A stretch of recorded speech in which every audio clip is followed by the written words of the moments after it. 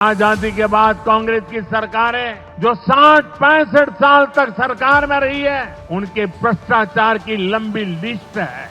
RJD का भ्रष्टाचार तो बिहार का बच्चा बच्चा जानता है। आप सोचिए, आज कानून है कि अगर किसी छोटे सरकारी कर्मचारी को 50 घंटे तक हिरासत में रख दिया तो अपने आप वो सस्पेंड हो जाता है।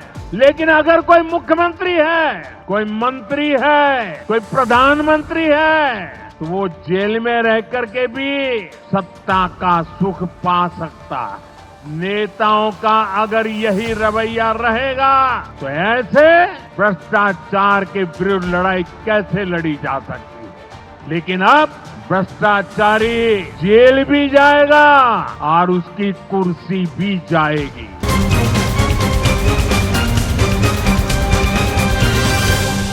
भाई और बहनों, आपके आशीर्वाद से, देश के अटूट भरोसे के कारण साल 2014 में प्रधानमंत्री के तौर पर शुरू हुआ मेरा सेवा काल, ये सेवा काल निरंतर जारी है।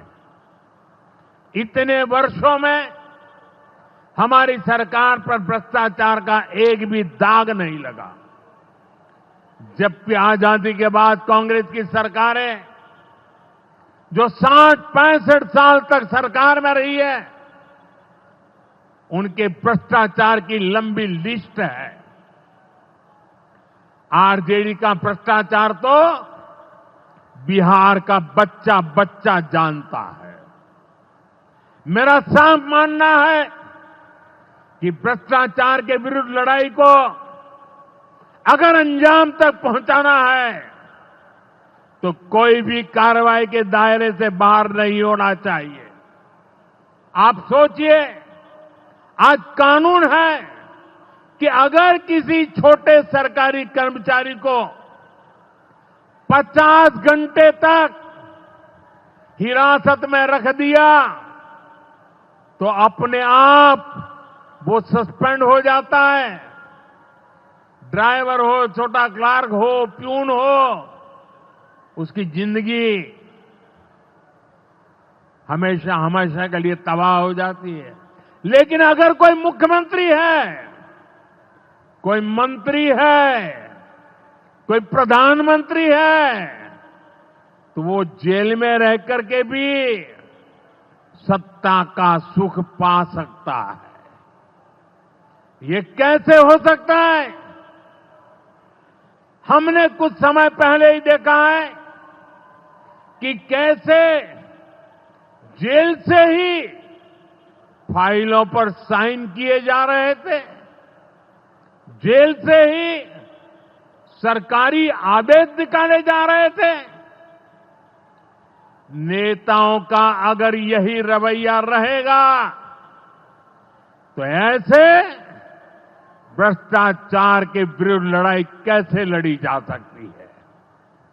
साथियों, संविधान हर जनप्रतिनिधि से ईमानदारी और पारदर्शिता की उम्मीद करता है। हम संविधान की मर्यादा को तार तार होते नहीं देख सकते। इसलिए एनडीए सरकार भ्रष्टाचार के खिलाफ एक ऐसा कानून लाई है जिसके दायरे में देश का प्रधानमंत्री भी है। इस कानून में मुख्यमंत्री और मंत्रियों को भी शामिल किया गया है। जब ये कानून बन जाएगा तो प्रधानमंत्री हो या मुख्यमंत्री या फिर कोई भी मंत्री, उसे गिरफ्तारी के 30 दिन के अंदर जमानत लेनी होगी और अगर जमानत नहीं मिली तो 31वें दिन उसे कुर्सी छोड़नी पड़ेगी।